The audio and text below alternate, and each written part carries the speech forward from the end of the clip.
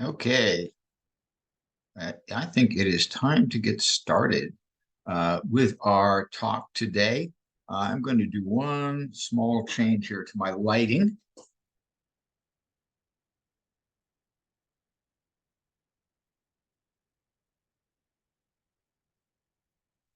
There you go. I never know how it's going to turn out for the lighting, but there you go. It's a little better. Okay, let me pull up our slide set. We've got a very interesting talk. Should take us about an hour. And I'm going to share the screen. And that should do it. There, let me get into the right mode. All right. So it's about a little over 30 slides long. So the topic for today is keeping perspective, 25 misplaced dietary ideals. And this is the front half, because today we'll go through 1 to 13. Next week, same time, same place, we'll do the back half, the remaining 12. Okay, with that, we will get started. Some important points to be aware of first.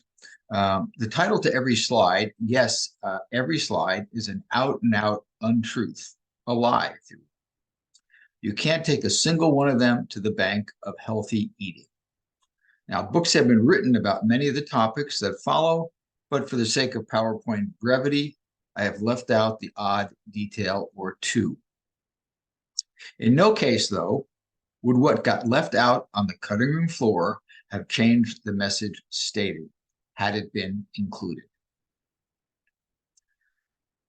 So let's take a look at, these are 1 through 13. I guess I'm gonna leave them as a surprise, but you can take a quick glance at them and know that we will go through each and every one of them.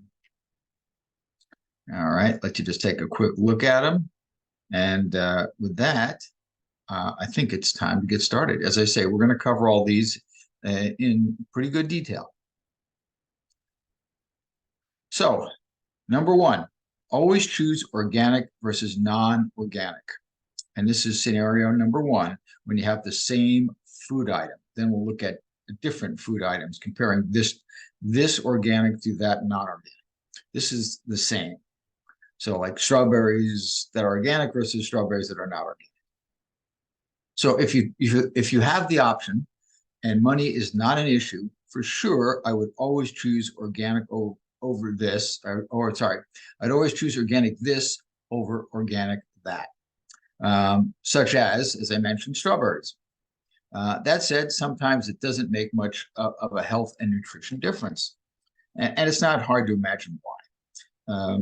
The discerning factors for what makes it important to be organic or not, well, let's first of all think, what are the bad stuff? So what are the things that you're trying to avoid by going organic? So herbicides, pesticides, questionable fertilizers, animal defecations, general pollutants. And it's because and these can be readily absorbed. And the question is, can they be readily absorbed by the fruit or the vegetable?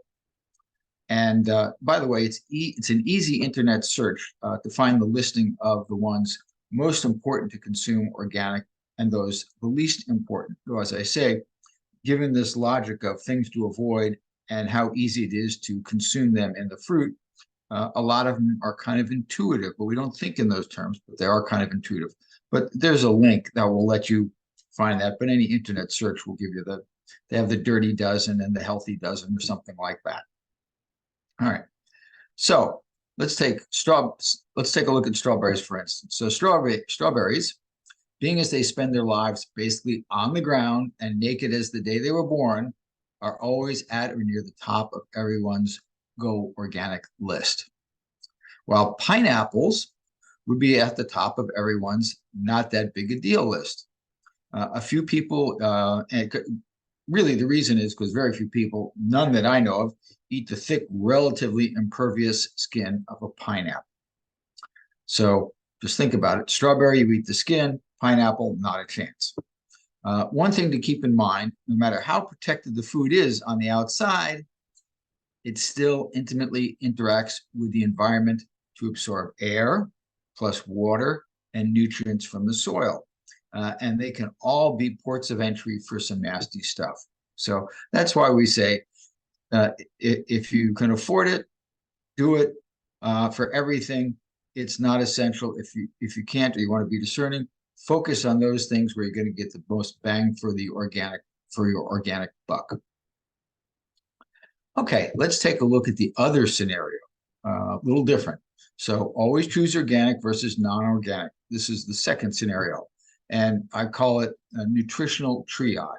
We've got 3 slides to go over this. So there are foods that no matter how organic you make them, you are far better off going with something else, non-organic as it may be. So no amount of glowing descriptors is going to turn them into a fine dining choice or a healthy dining choice. So what are some of the deceptive positive spin adjectives? And you're probably familiar with most, if not all of these, and it's not a comprehensive list. There's even more than this.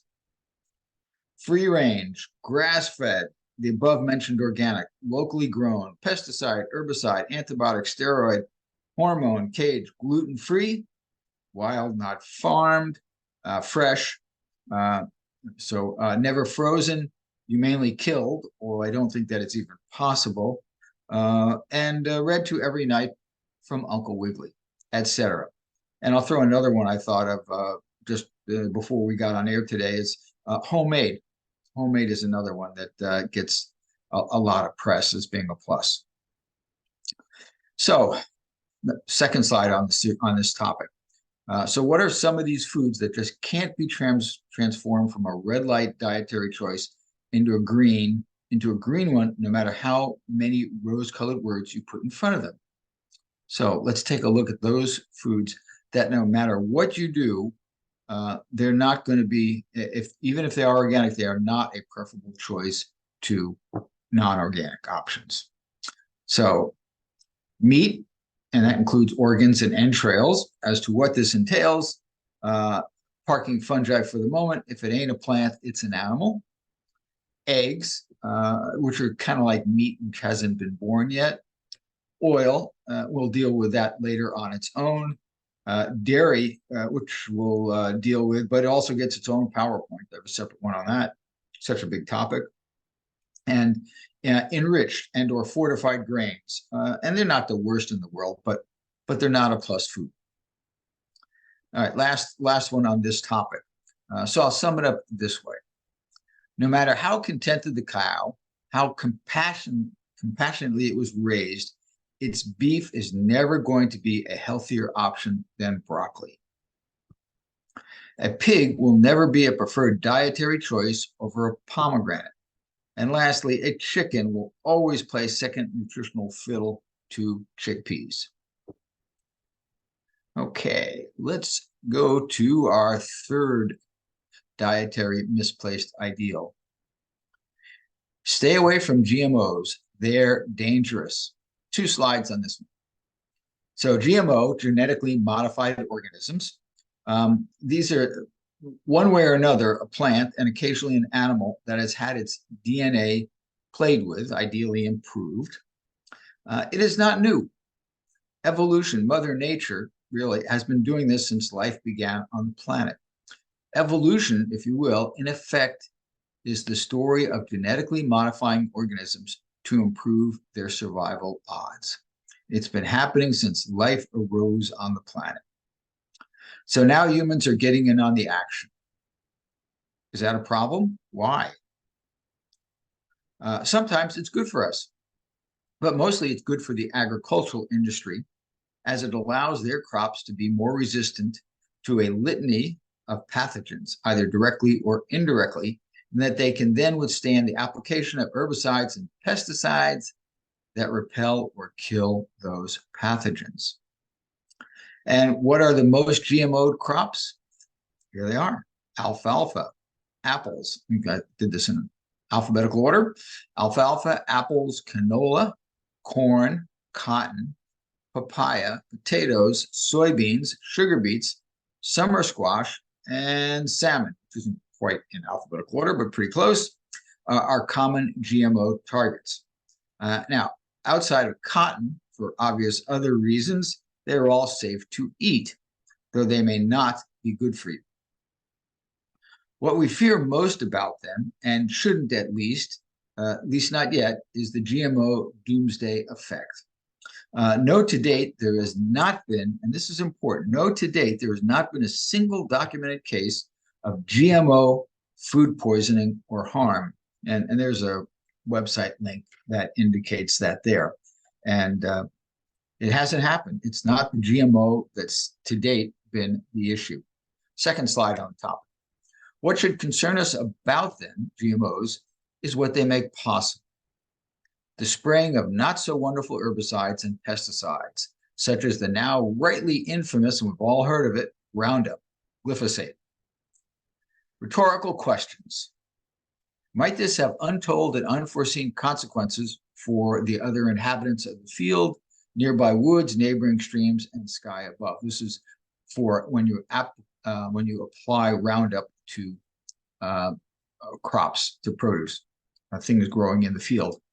And the other rhetorical question, might this upset the biodiversity and the balance of Mother Nature in the area where it's applied, and even downstream from that? And as I said, these are rhetorical questions. So realizations and recommendations. If you eat out, you are eating them. That's GMOs. You're eating them. In the US, GMO foods do not have to be identified. So if you want to avoid the collateral stuff that is part and parcel of the GMO experience, eat certified organic foods and don't eat out. No, avoiding GMO grown, produced, associated products still won't make a bad food good, and it won't make a good food bad.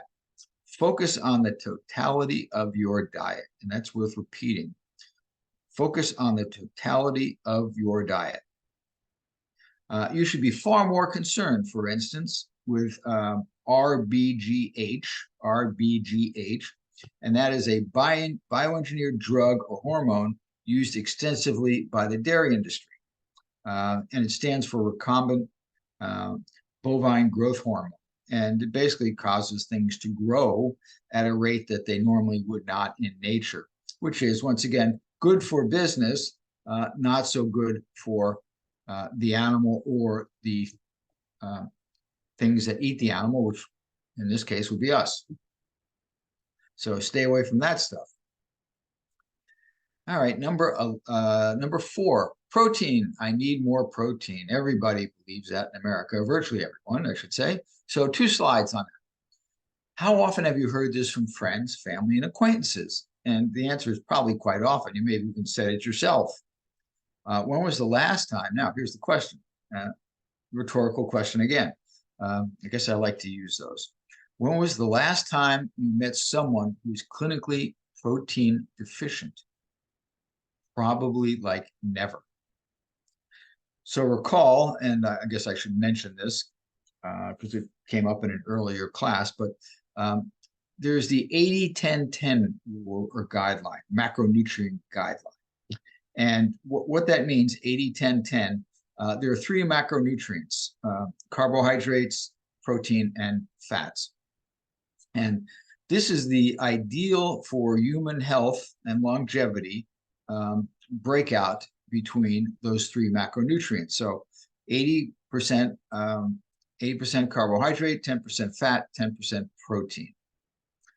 The 10% protein is supposed to be a maximum, not a minimum, as it is with fat.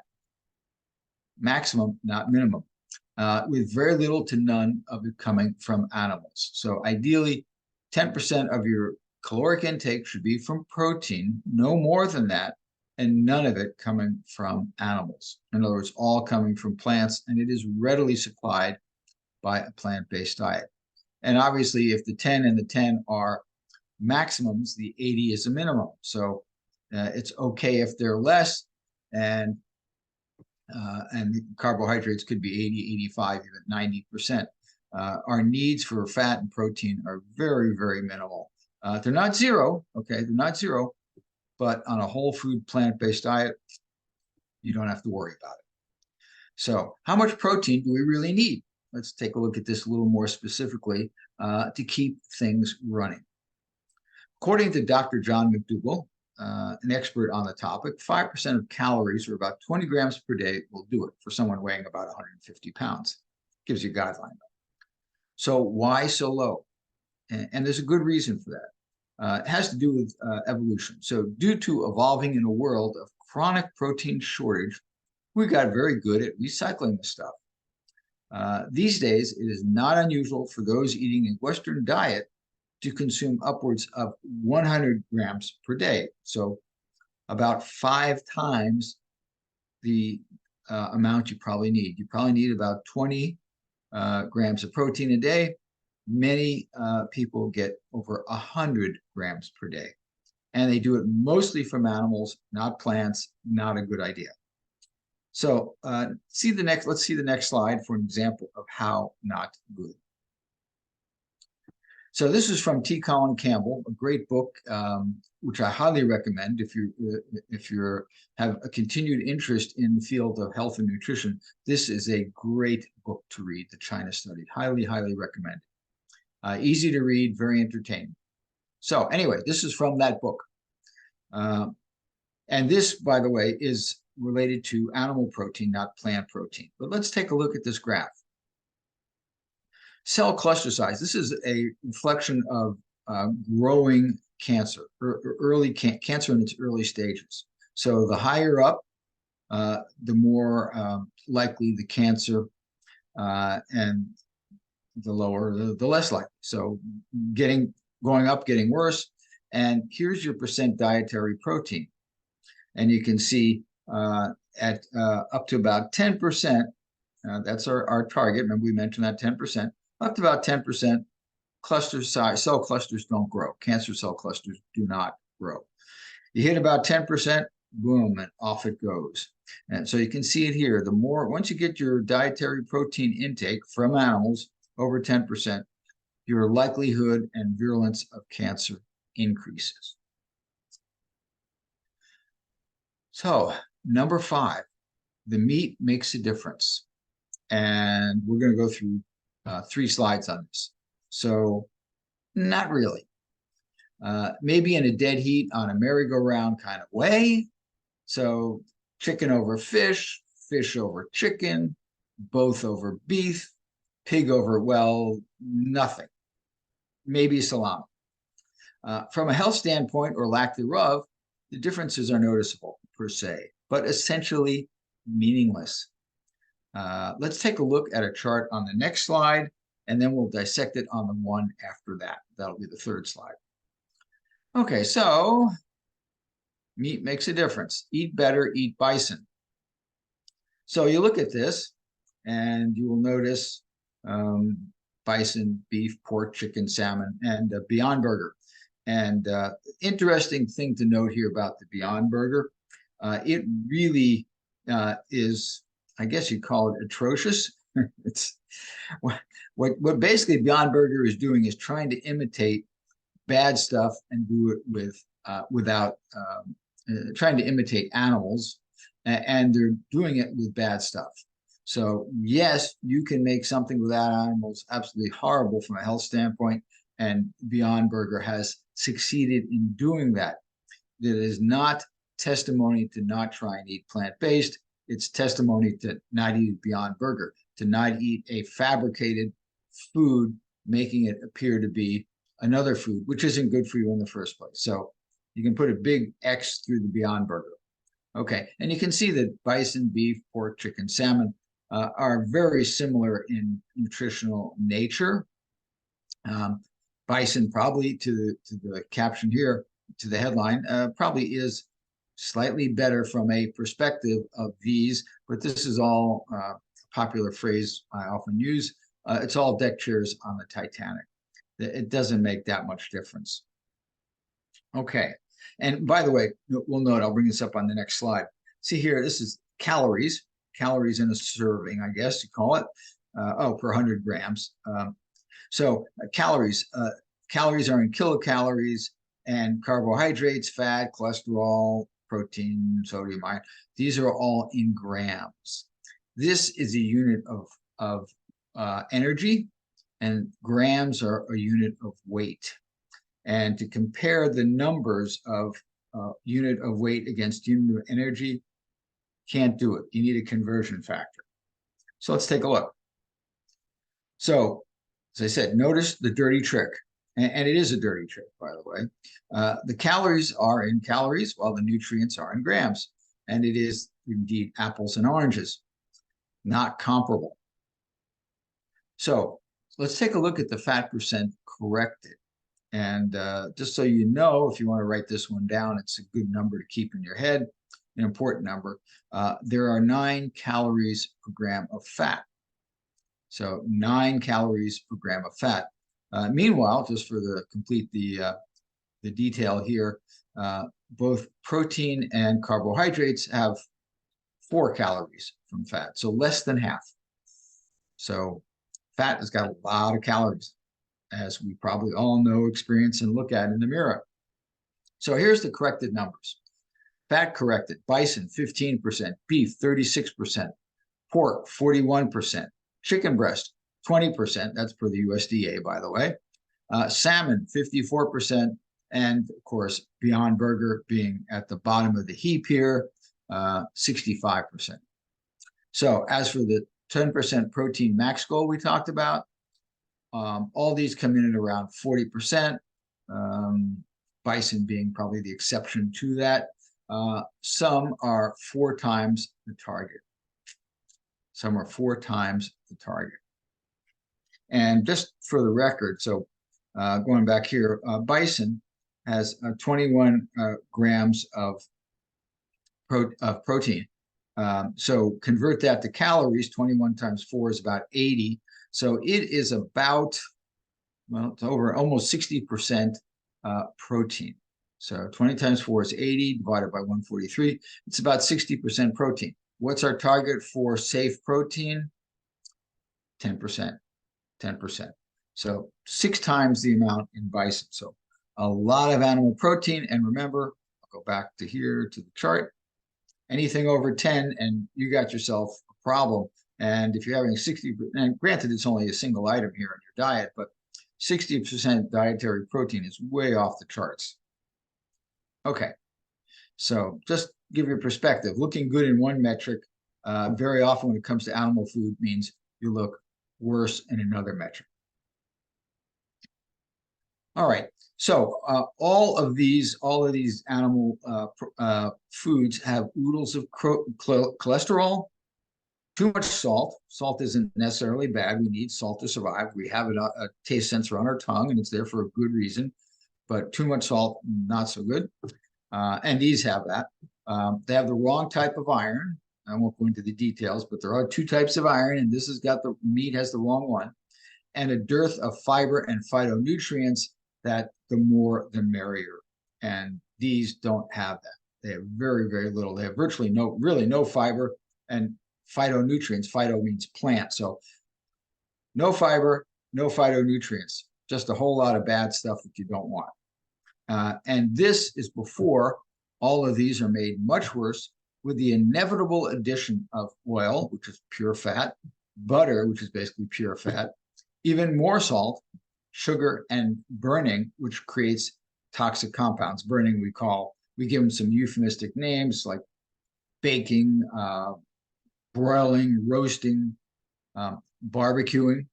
Those would all be a way of burning a meat source. And when that happens, toxic compounds are created. And many of those will facilitate cancer, autoimmune diseases, and so forth and so on. But other than that, they're all good.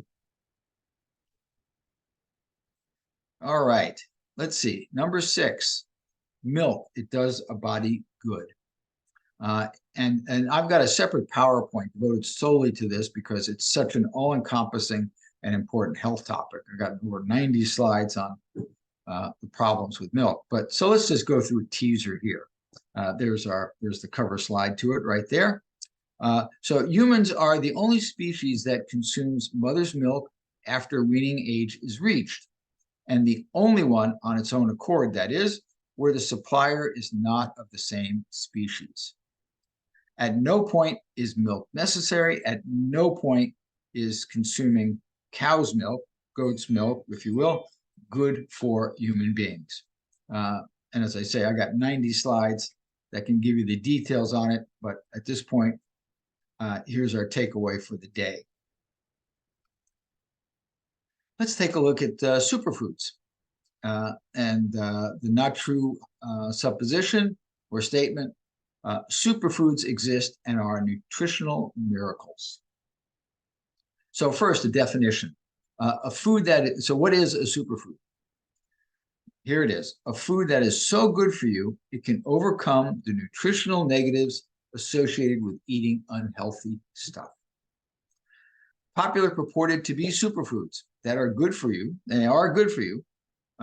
Broccoli, kale, green tea, garlic, blueberries, beets, yams, oats, all of these are indeed good for you. But as to whether they're superfoods, not by the definition I just gave you.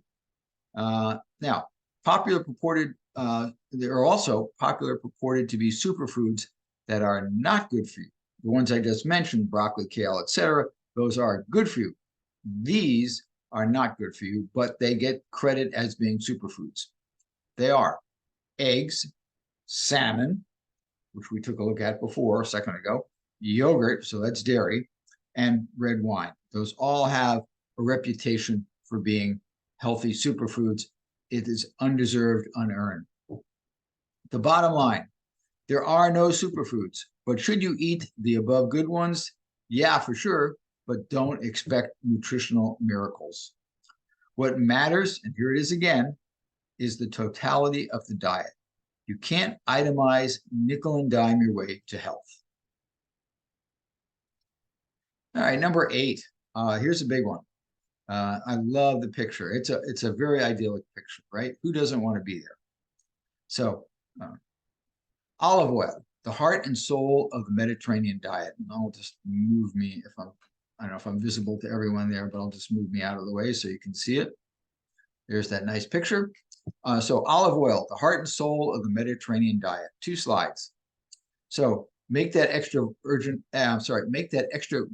olive oil, add some red wine at meals, a generous handful or 2 of walnuts, and these are all components to the Mediterranean diet. Moderate consumption of fish and poultry, adorned with yogurt and aged feta cheese, and you just can't eat much healthier. That right there is the Mediterranean diet. And I started with olive oil, extra virgin olive oil, add some red wine, some nuts, moderate consumption of fish and poultry, throw in a little bit of healthy dairy, if that's possible, in the forms of yogurt and feta cheese. And there you go, Mediterranean diet. Would it were if that were true? Sadly, it is not true. So while the Mediterranean diet indeed beats the pants off the standard American diet, which, by the way, cardboard could do, the Mediterranean diet was also voted #1 in 2021 by U.S. News and World Report, and it bested 38 other competitors, of which a whole food plant-based diet, as I've been talking about, was not included.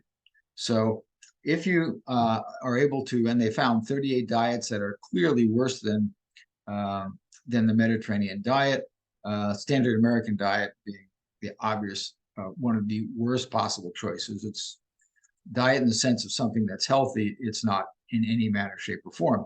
But Mediterranean diet beating a standard American diet, that's not a tough, that's not something you can hang your hat on.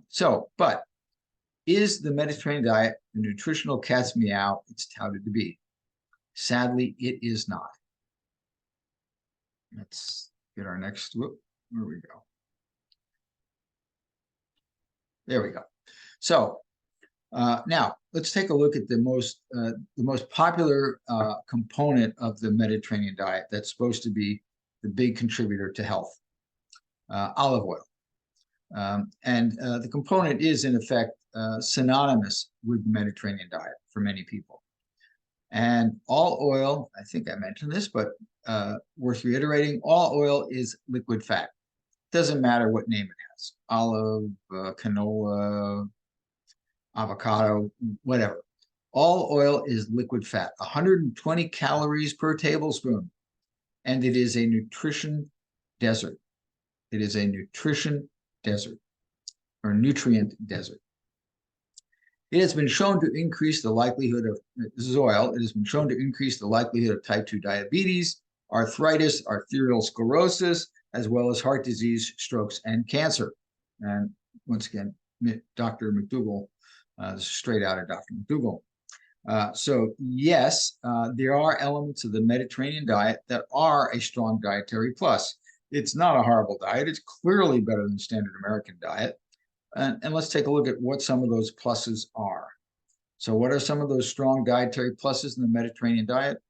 Fruits, vegetables, beans, sun. So some of them aren't even food. Sun, walking, a solid social network, minimal meat, eggs, and dairy, but olive oil, handfuls of nuts, and regular wine consumption are not part of the group that makes the Mediterranean diet healthy. Those are not pluses.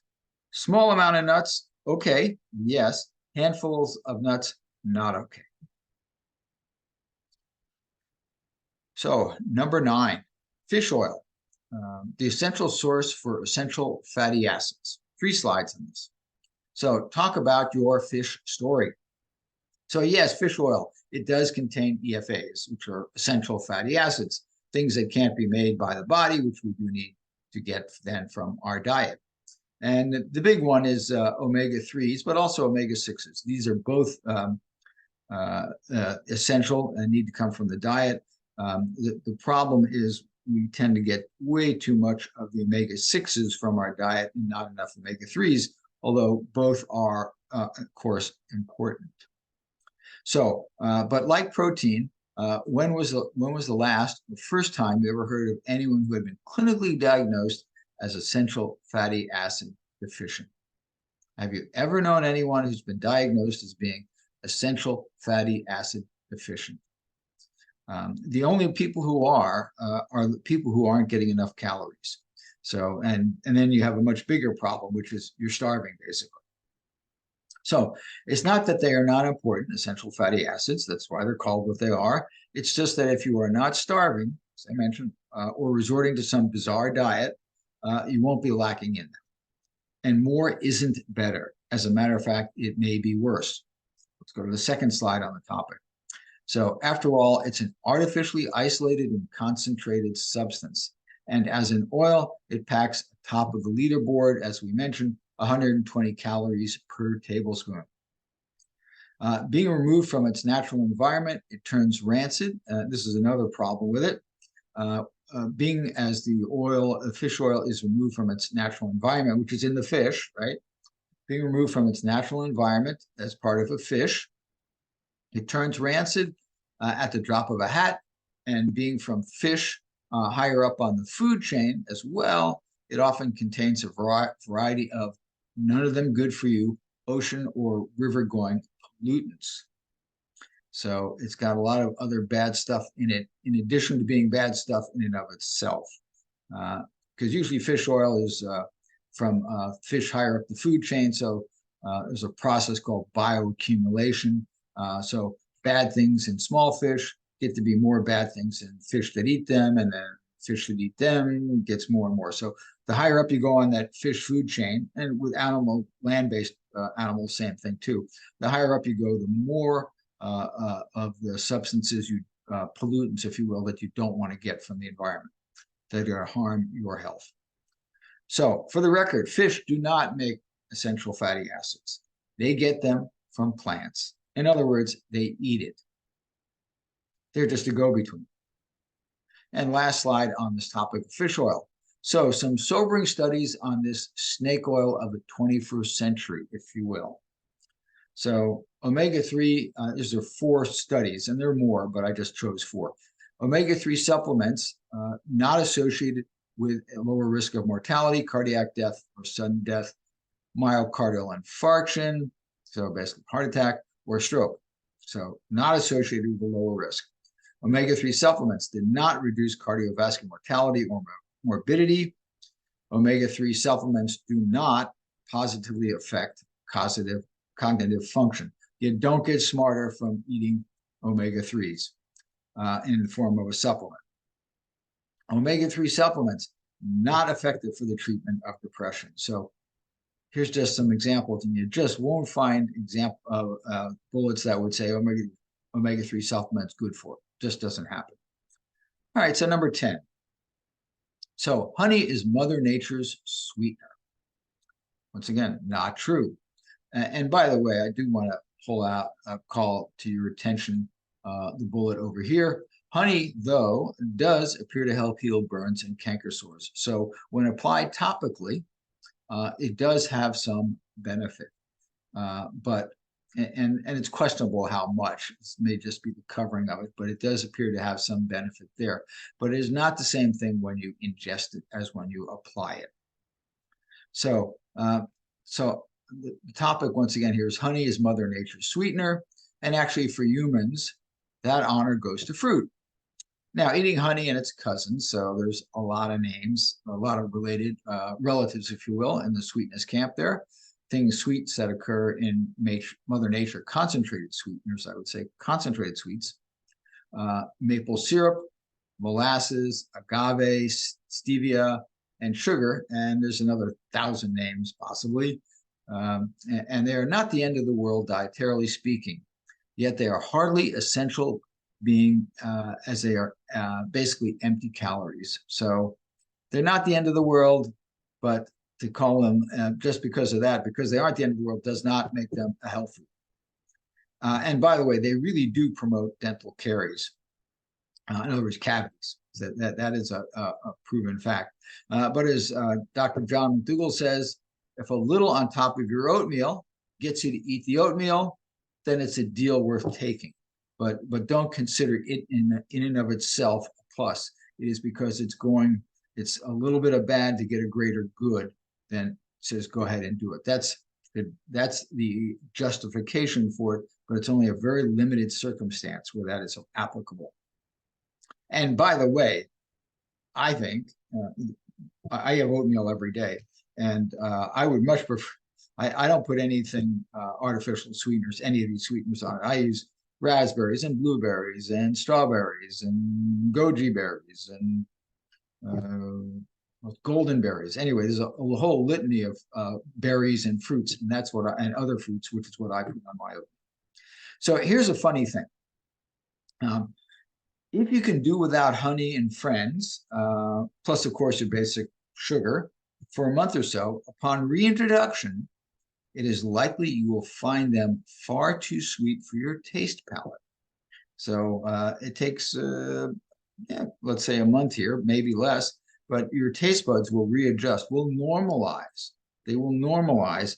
And when you start having something that is an artificially concentrated sweetener, you'll find it to be too sweet. And you'll be better off with that realization. Now, evolutionary speaking, our ancestors were likely not big honey consumers. Being as bees make honey, we've all had that phrase, bees make honey, and are not prone to sharing the fruits of their labors.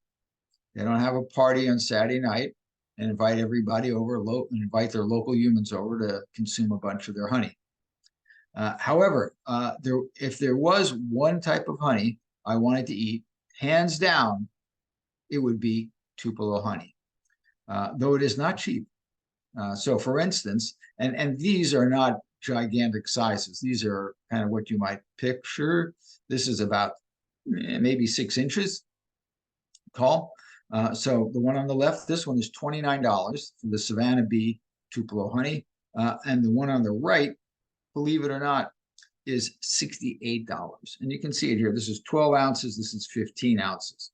Very, very expensive. But if you're going to eat honey, these are the ones to go with. And as to what makes it Tupelo honey so special, there's a little link here and gives you a short synopsis of it.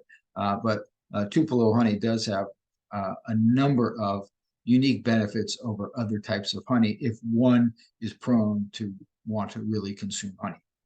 This is the one I'd recommend. Okay, gluten. Avoid it at all costs. Not true. 2 slides on it. So up here we have, here's the story, a wheat kernel, if you will, wheat kernel. So wheat, right there in its natural state. There's the wheat kernel. There's really three parts to it. There's the germ, right here, the germ, wheat germ, heard that phrase. The endosperm, which is the bulk of the volume of the wheat kernel. That's all the stuff in between here. And then there is the outer coating, which is the bran. Right? Bran, that's where a lot of the fiber is there. Not all of it, but a lot of the fiber. And then what you have is this little thing here. This is gluten right here, right there. And now I'll tell you what where gluten fits into this picture of a wheat kernel. So what is gluten?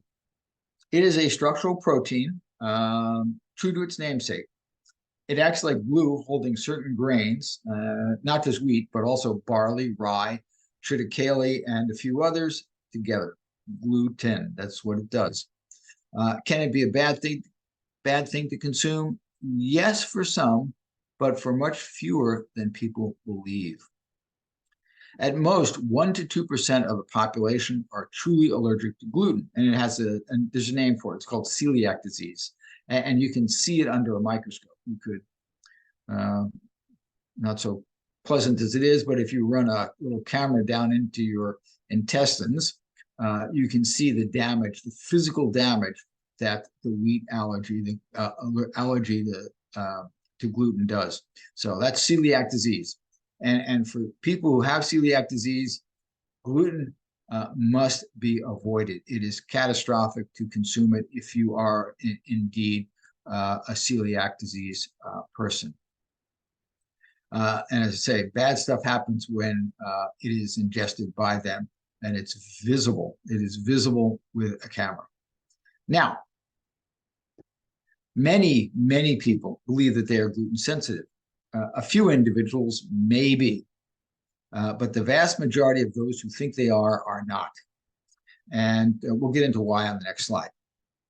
So a sidebar.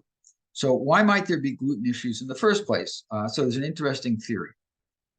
Some babies who are weaned too early from mother's milk, right, may have an immune system or immune systems that are not sufficiently developed to be able to differentiate self from not self. I mean, that's what our immune system does. What's foreign, what's not foreign, right?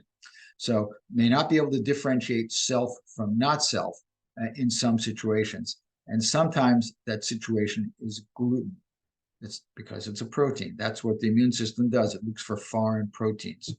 So that early weaning could cause an immature, not fully developed, not fully, all the systems aren't working right, immune system to not be able to have the expertise, the knowledge to determine self from not self with some substances, and in this case, gluten.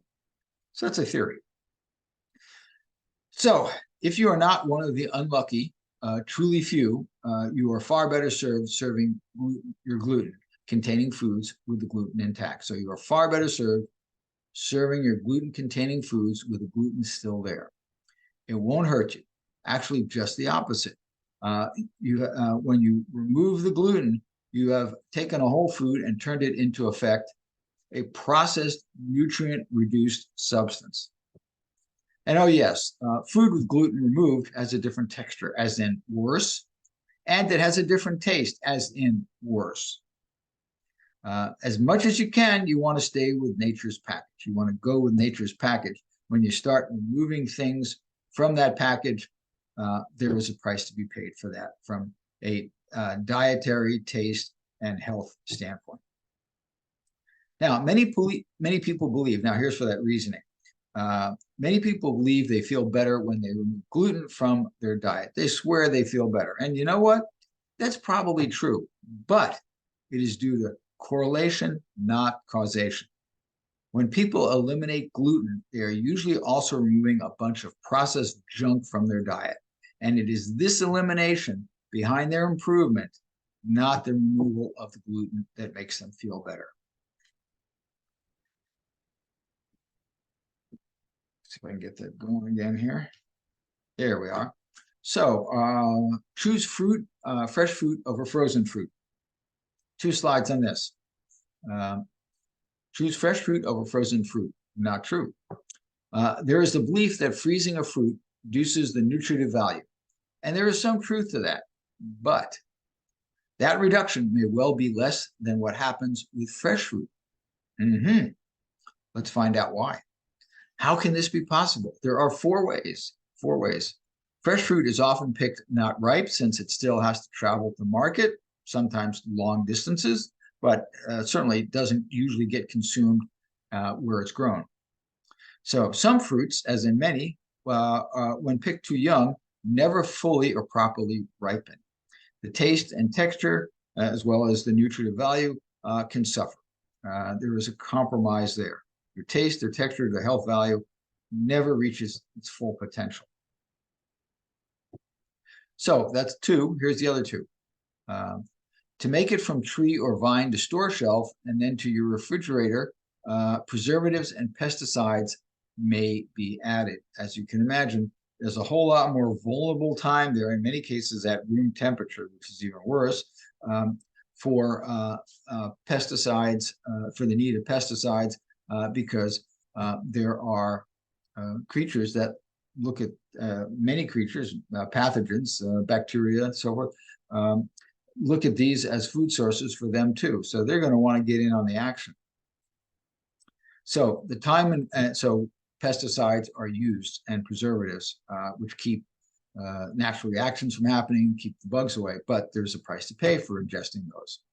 And then lastly, the time involved in this journey is usually so long that your nutritive value of the fruit has decreased far more than if it had been picked at its prime, bagged, packaged, and then immediately frozen. So let's just take a quick look at these again. The 4 possible ways that frozen fruit is superior to fresh fruit. Fresh fruit, often picked not ripe, often picked too, so as part of that, picked too young, and they never fully ripen, and on all aspects of that. Then they also may need to have more preservatives and pesticides applied to them. And the nutritive value, because of the time involved at room temperature or even at refrigerator temperature versus frozen, causes them to lose some of their nutritive value. So if you happen to live in the Northwest, there is a company here, Remlinger Farms. They have frozen fruit all year long, and it's pricey, but tree ripened is tasty, tastes better probably, I would say. I've had Remlinger Farms. I've had both of these, the peaches and the strawberries. They have maybe 8 or 9 different fruits that they freeze. They're pricey, but tree ripened, tasty, and healthy. And it's cheap compared to paying for the alternative. And what is that alternative? Drugs and doctor visits. And who wouldn't prefer to spend $1 or 2 more for dried fruit to avoid the expensive drugs, the side effects of the drugs, and the doctor expense and the time involved in being at the doctor's office, and then also being exposed to everybody else who's at the doctor's office who probably is not well. So our last one for today, number 13, our last not true. Eat low on the glycemic index. 3 slides. And it might be a good thing, might be a bad thing. So basically, as a guide, it is useless. According to England's National Health Service, here's what it is. This is the glycemic index definition. It is a rating system for foods containing carbohydrates. It shows how quickly each food affects your blood sugar, your glucose level, if you will, and when that food is eaten on its own. So it shows how quickly each food affects your blood sugar level when that food is eaten on its own. In other words, in isolation. When you eat that single food substance, what is its impact on your blood sugar? So a couple of issues off the top. Foods are rarely eaten on their own. Remember I said this is eaten on its own. So foods rarely are eaten that way. And that makes it reductionist, not translatable to the real world. Carbohydrates are supposed to raise blood sugar. Let's be clear, from an evolutionary and design standpoint, carbohydrates, that's one of their jobs. They are supposed to raise your blood sugar. It is one of their assigned tasks. A low score does not necessarily mean it's a healthier option than something with a high score.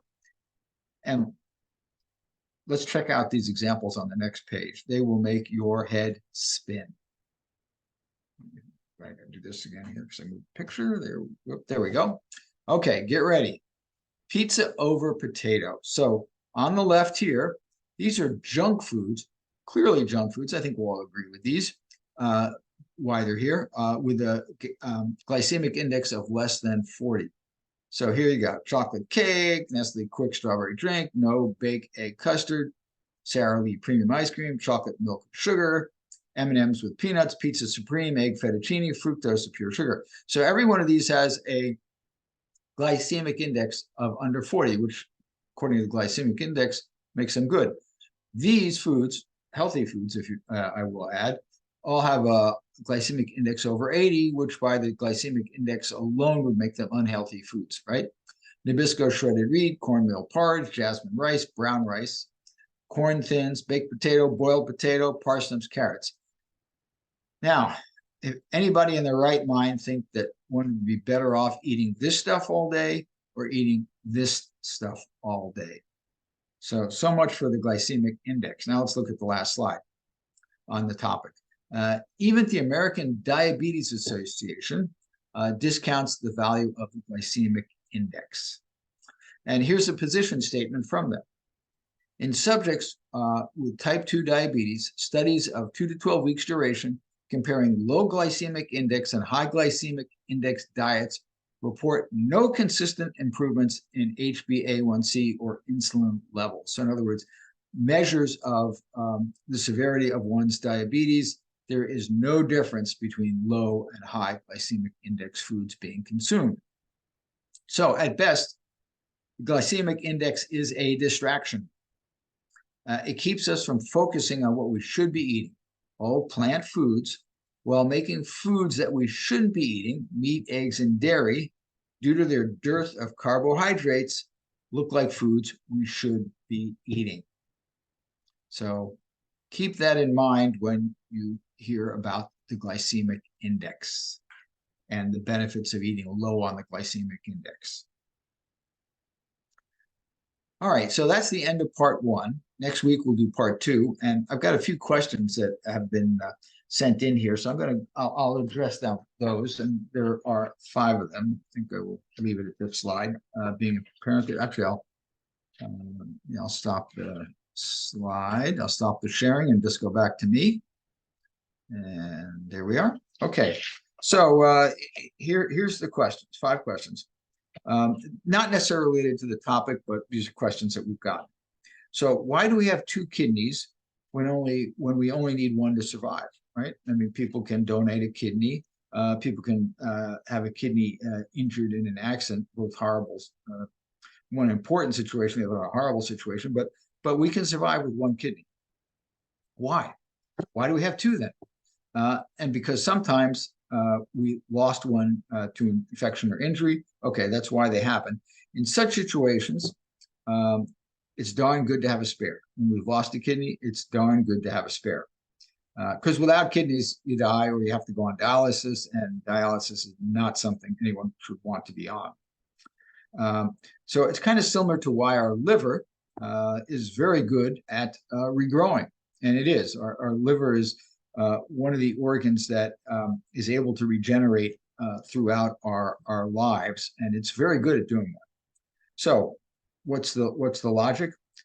Because sometimes we needed the liver to regrow, and likewise, being overbuilt for average or normal use, in other words, having 2 kidneys instead of 1, is a real survival advantage for those times that are not normal or average, because the alternative is you're not alive. Certainly until, for most of our humans' existence, dialysis didn't exist. That wasn't even a possibility. As challenging as it is, it wasn't even a possibility. If you lost your kidneys, if you lost a large percentage of your liver, a large percentage of lost its function, you're going to die. So being able to regenerate your liver, being able to have the benefit of having 2 kidneys versus 1, clearly in our survival evolutionary benefit, because it happened. So now here's another good one. Why do we have an appendix? Everybody growing up was, it's appendix. We don't need it. It's no value whatsoever. Well, maybe a better question is, why do we have one in the first place? And the theory is it was a repository for good bacteria. Remember our guts, we've all heard about that. It's all the rage these days, our microbiome, right? Our microbiome, keep our microbiome healthy. That's what keeps us healthy. If it's healthy, we're healthy. That's a true statement.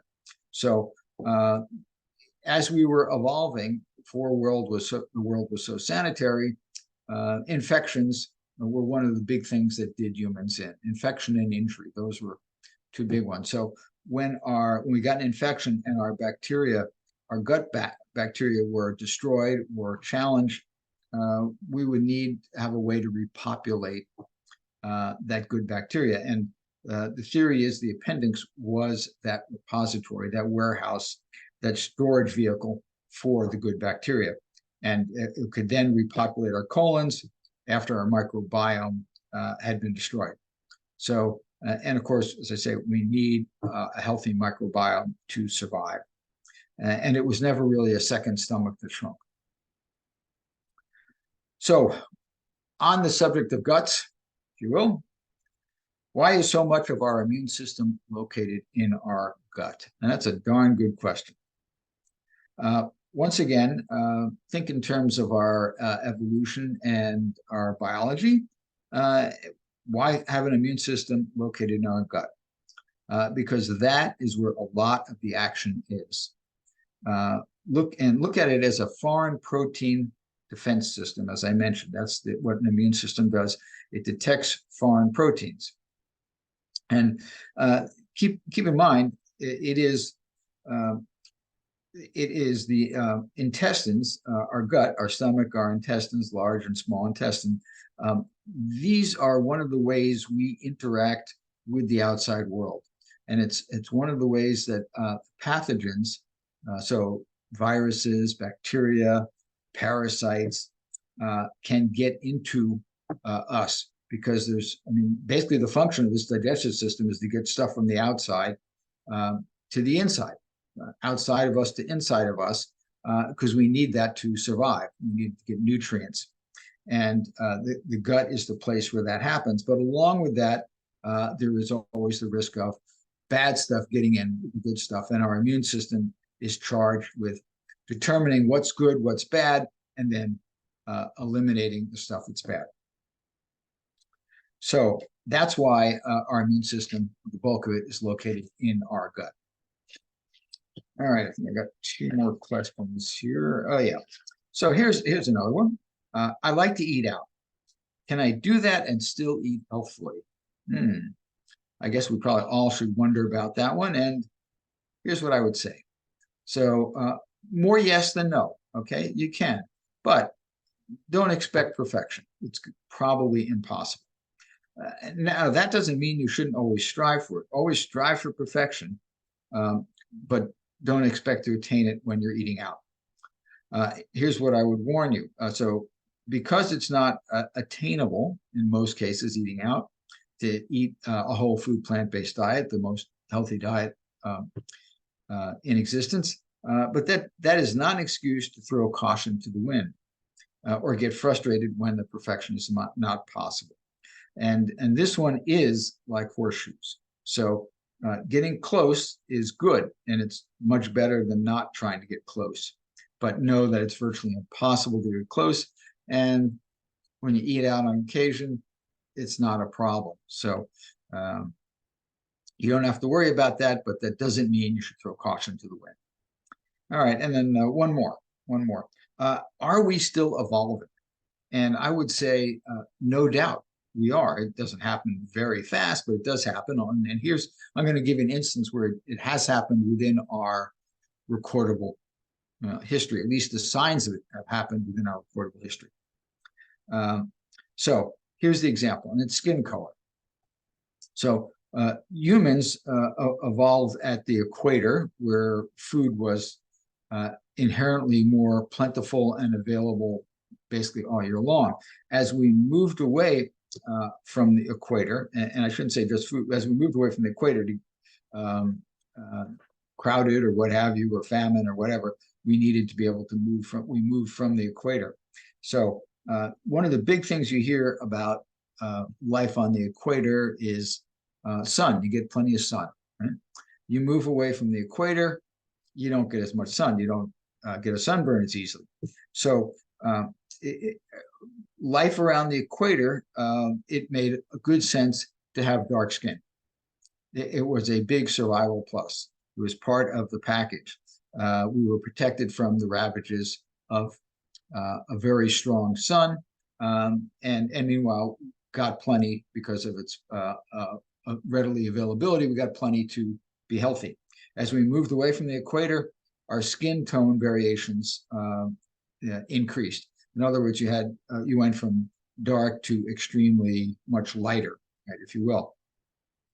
The skin of someone who inherently was from Northern Europe is different than someone who was from somewhere along the equator. Big difference there, if you will. So our skin color is, in effect, a perfect latitude-attuned balance between getting the sun we need and the protection from getting too much of it. And that was true for most of our existence. But then when we started to move much faster from the equator, right, we had horses and cars and planes and all that, and we were a far more mobile society. It was a very good likelihood that people would be living at latitudes, if you will, that were not attuned to their skin color. And then you had two problems, depending on your skin color. If you were far north with dark skin, you didn't get enough vitamin D. If you were light-skinned and living on the equator, you got too much sun to the point where you might very possibly get cancer. So one wants to be what's called skin sensitive, skin smart. So you must take account of your skin color, your skin tone, and then make adjustments so that you're getting sensible sun. And we can do it. It's not hard to do, but you need to be aware of it. And so that's an adjustment that humans have made in, I would say, knowable or measurable history of the species. So yeah, we're still changing. We're still changing. We're just a spot in time. So here we are. All right, so there's some questions. There's the first half of Misplaced Dietary Ideals. We'll get the back 12 next week, and look forward to seeing you then. Bye-bye.